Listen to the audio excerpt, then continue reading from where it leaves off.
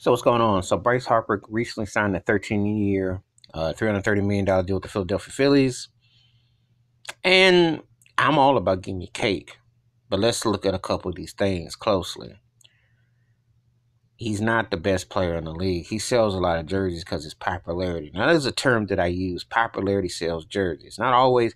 No time of you be the best, but there's different situations. But my question with Harper is this. Why would you leave Washington to go to Philly, who is a come-up team, but they're not even the third best team in their own division, let alone the National League, let alone all of baseball?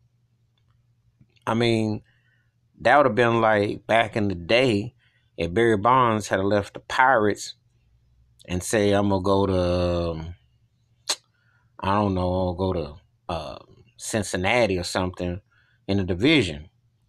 Unless you jumping on a squad that's gonna be ready to roll, I don't understand it at all. I don't get that at all.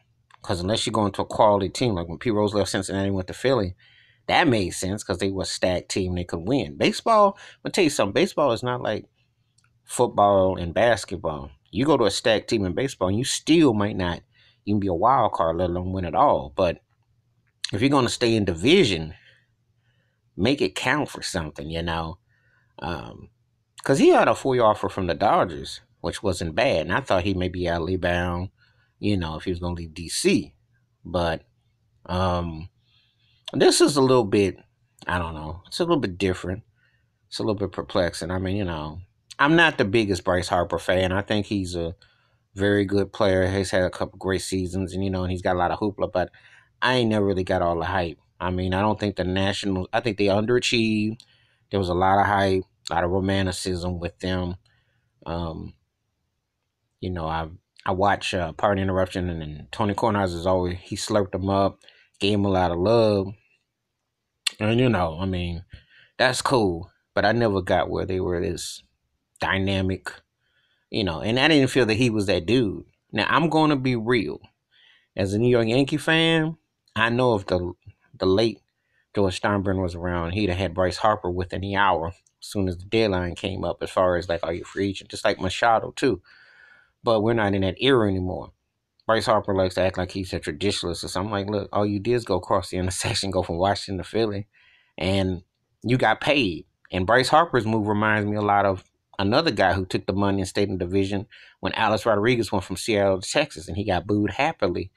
And Seattle had an incredible season without him, and he took the money. I understand it, but these kind of players, to me, they're great talents, but they're not leaders.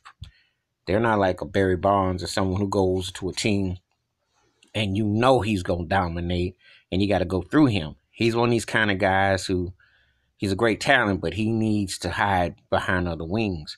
So the move to Philly is about the bank. It's about the money. It ain't about them being no championship quality team, because he was about trying to get a chip.